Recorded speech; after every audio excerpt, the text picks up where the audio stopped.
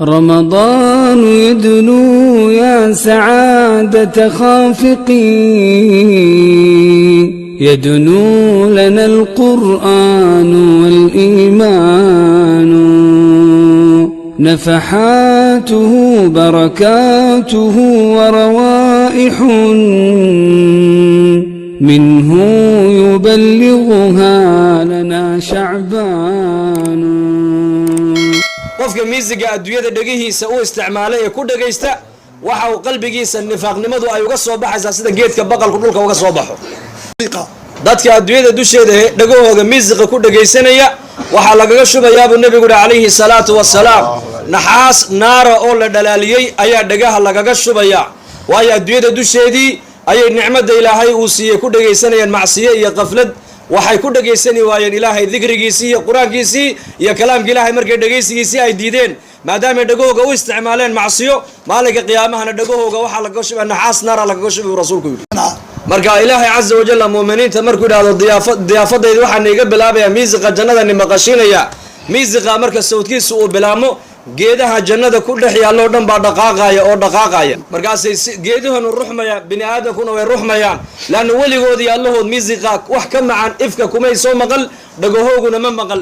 markaasuu ilaahay odhan doonaa i weydiista ahlul janna maanta waa maalintii wax la biirinaya nicmada la biirinaye waxaad doontaan i weydiista waa nii biirinay baa ilaahay odhanaya. markaasay dhammaantood ahlul jannuhu odhanayaan ilaahu waxaan maanta doonaynaa oon jecelahay inaan dikrigaaga iyo hadalkaaga inaan maqalnaan doonaynaaye hadalkaaga ilaahuna maqashii bay odhanayaan. markaasaa ilaahay odhan doonaa ahlal jannow maanta waa maalintii layna yidhi waxaa naftiinu ay doonta ayaad leedihiin, waxaad dhegtiinu ku raaxaysatana waad leedihiin, waxaad dalbataan oo dhanna waa laynii yeeliye. laakiin horta waxaa niiga bilaabayaa baa ilaahay odhan doonaa inaad horta aad maqashaan nebigaygii daa'uud calayhi salaam sawdkiisii dhegaysta. markaasaa ilaahay nebi daa'uud odhanayaa mambarka fuulo 10 suuradoodoo zabuur kutubta kitaabkaagii zabuur ka mida maqashii baa la odhan doonaa.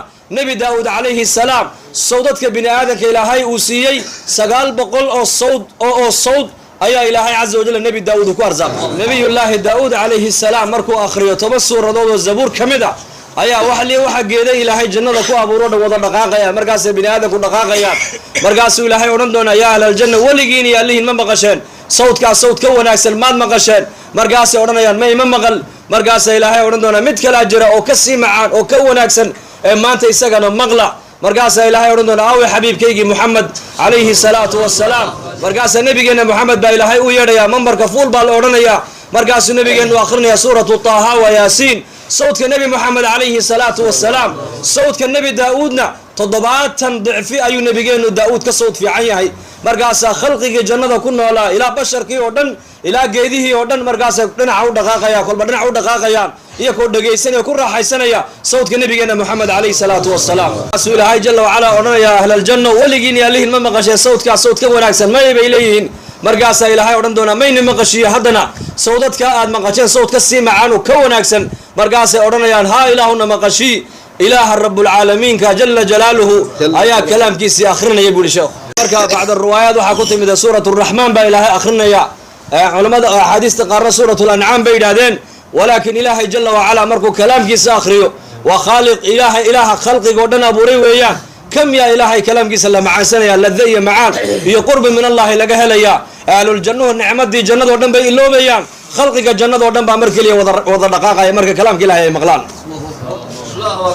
ilaahay hadalkiisa markuu kalaamkiisa akhriyo ahlul jannuhu weligoodii allahood maynan maqal sawd ka macaan sawdka ilaahay caza wajal. markaasaa ilaahay ahlul jannaha odhan doonaa ahlul jannow inta aanad ku noqon jannadiinnii iyo guryihiinnii iyo qusuurtiinnii miyaad jeceshiin inaan nii ziyaadiyo nii biiriyo? markaasay ahlul jannuhu ragguna siday ragguna u arkaan ilaahay caza wajal sida ragguna ilaahay u maqlaan ee raggu waxay arkaan u arkaan ayay dumarkuna dhinacooga wax walba uga arkayaan wax walba uga maqlayaan. ilaahay caza wajal ahlul jannaha wuxuu ku odhan doonaa maanta hadiyad baan idin siinayaa hadiyad ayaan idin siinayaa. hadiyadaasi waa maxay? xijaabka nuuraaniga ee ilaahay addoomaha u dhexeeya ayaa ilaahay jalla wacalaa iska qaadaya. markaasay ahlul jannuhu waxay eegayaan ilaahay bay eegayaan nicmadii jannada ay ku haysteen bay iloobayaan. markaasaa ilaahay odhan doonaa ayaanahay anigu cid hadlaysa oo jawaabaysa ma jirto. markaasuu odhan doonaa ayaanahay anigu. markaasaa la aamusaya ahlul jannuhu indhahana way kala qaadayaan afkana way kala qaadayaan. markaasuu ilaahay odhan doonaa ana aliimaan anigu iimaankii baan ahay ininkuna kuwii rumeeyey baa tihiin anigu salaamkii nabadgelyadii baan ahay ininkuna muslimiintii baa tihiin ilaahay caza wajalla markaa xijaabkiisu iska qaadaya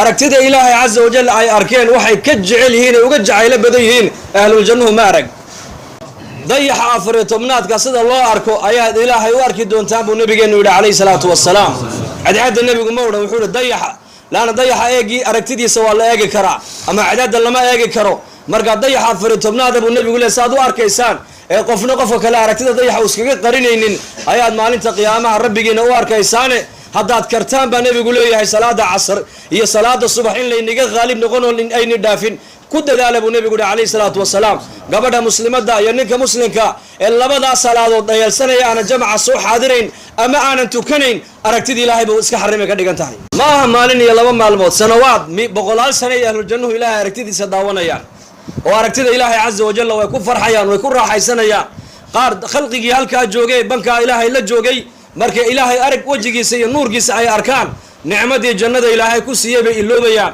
qaarkood noqoni maayaan dhaqaaqi maayaan limaada laana aragtida ilaahay jalla wacala nicmad ka weyni ma jirto ee kuwa ilaahay jannada ku dhex arkay ku raaxaysa aragtidiisa allah inaga dhigo markaasaa ilaahay odhanaya ahlul jannow hadiyadda koobaad waa aragtidaydii weeyaan hadiyadda labaadi waxa weeyaan noqda baa ilaahay odhanaya qusuurtiinni iyo halkaa deganeedeen ku noqda jamaalkii quruxdii aad ila timaadeen 70 jeer baa inii labalaaboon inii biiriyey weliba ridahaygiina waa nii xalaaleeyey waa niga raali noqday inigu raalli maad iga tihiin baa ilaahay odhanaya